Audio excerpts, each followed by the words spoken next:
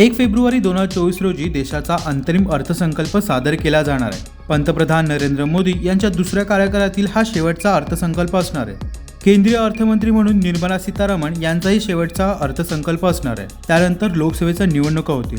हा अर्थसंकल्प निवडणुकीच्या आधी मांडला जाणार असल्याने सगळ्यांचंच लक्ष लागून राहिलंय. अंतरिम अर्थसंकल्पाआधी ऑटो सेक्टरमधील काही मुख्य कंपन्यांनी जीएसटी कपातीचा नारा दिलाय. अंतरिम अर्थसंकल्पामध्ये ग्रीन मोबॅलिटीला चालना देण्यासाठी धोरण राबवण्याची आवश्यकता असल्याचं व्यक्त केलं जातंय.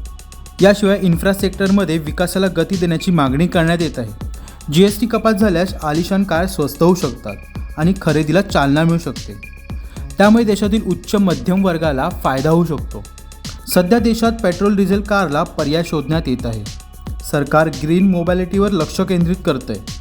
आलिशान कारवरील जीएसटी कपातीची मागणी करण्यात येत आहे.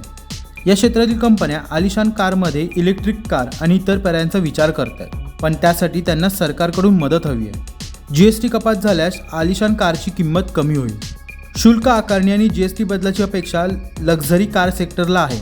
येत्या बजेटमध्ये मोठे बदल झाल्यास हा सुखद धक्का असेल अशा या क्षेत्रातील दिग्गजांना वाटते. सध्या आलिशान कारवर 28% जीएसटी आकारण्यात येतो, तर सेडानवर 20% आणि एसयूव्हीवर 22% अतिरिक्त सेस आकारला जातो. म्हणजे या वाहनांवर एकूण जवळपास 50% कर वसूल होतो. त्यामुळे हा कर कमी झाल्यास एकूणच कारच्या किमतीत कपात होण्याची शक्यता आहे.